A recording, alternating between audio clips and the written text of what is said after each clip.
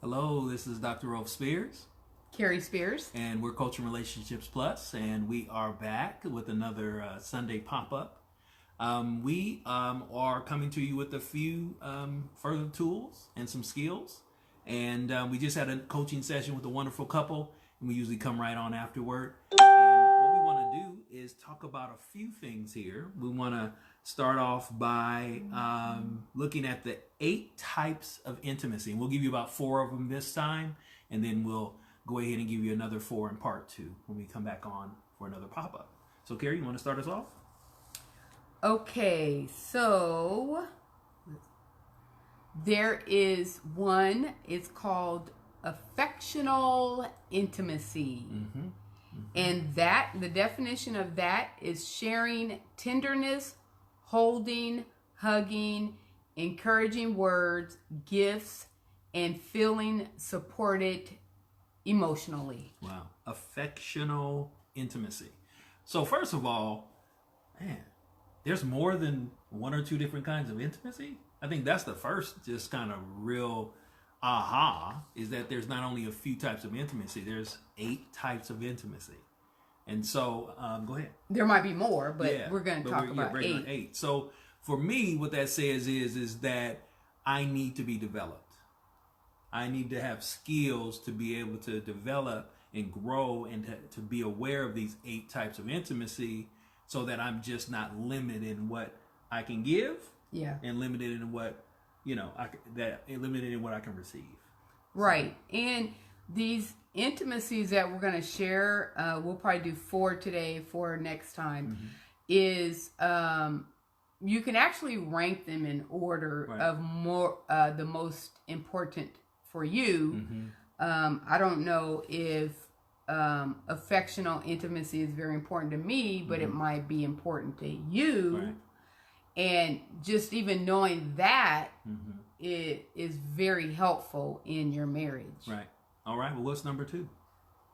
Aesthetic intimacy, which means when you share something beautiful with your spouse, such as hobbies, art, music, literature, or personal experiences.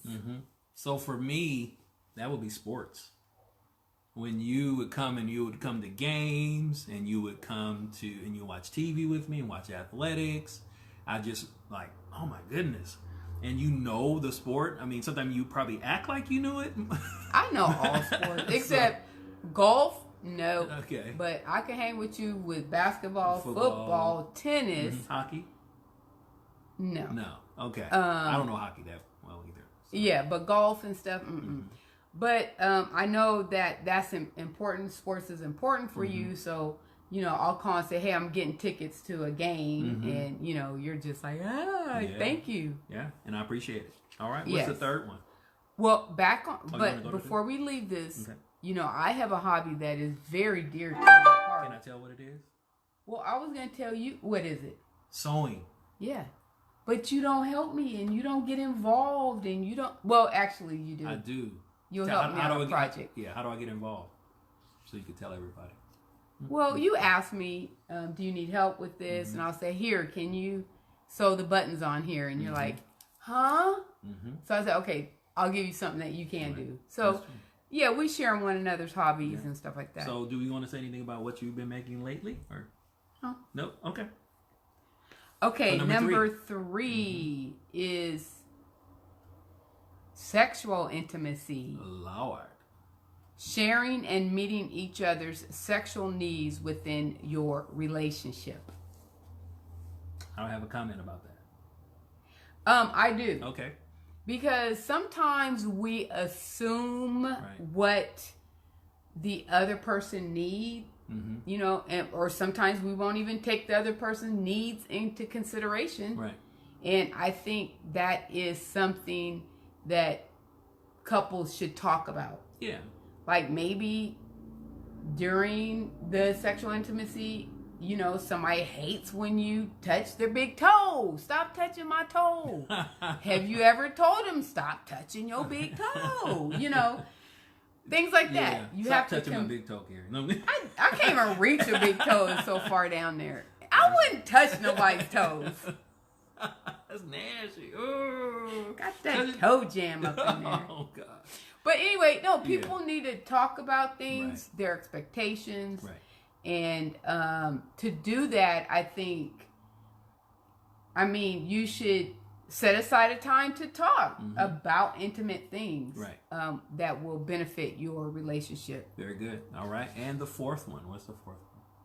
That would be physical intimacy. Mm-hmm.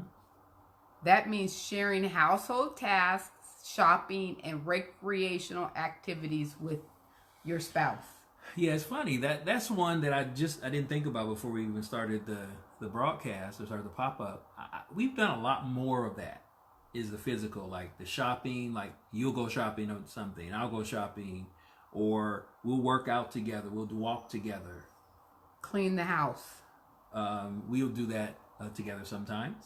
But sometimes we'll do it more separately as we're kind of going throughout our day and stuff. But it looks like that's an interesting type of intimacy. Yes. Yeah, and some people need it. Mm-hmm. Some people don't. Mm-hmm. That would not be high on my list of needs. Mm-hmm. But some people do that makes them feel close to their spouse. Very good. So what are the four again? What are the first? So number one is affectional intimacy. Mm-hmm. 2, aesthetic intimacy. Mm-hmm. 3, sexual intimacy. Mm-hmm. And 4, physical intimacy. Very good. All right. So very good. So we always want to come and give you value on our videos. We come on again after doing some coaching with some couples on Sunday. We do some coaching with an organization, Marriage Team, and we do coach some different couples throughout the year. And so we love doing it. And yes. We think it's quality information. And we think you should spend a lot of time on your relationships. And especially, people who are married, you want to spend that kind of time to be able to be a high level and high skilled couple as relates to your relationship. A lot of people don't think about putting that kind of time. We laughed today about punching the time clock on. Or actually put it in the hours. Filling your bank, filling one another's bank. So when there needs to be a withdrawal, there's something in there. Right. So I need a withdrawal maybe with affectional or with whatever. Emotional or whatever it is. Yeah. And so if you fill it up and I go to withdrawal, there's something there. Right. So using the skill and really constantly using those helps to fill those banks and those cups up. Yes. Very good. All right. Is there anything else before we wrap up? Nope. That's it. All right. This is part 1 of the 8 types of intimacy. And so my name is Dr. Rolf Spears. I'm Carrie Spears. And we're Coaching Relationships Plus. And you guys have a good rest of the day. We'll see you next time.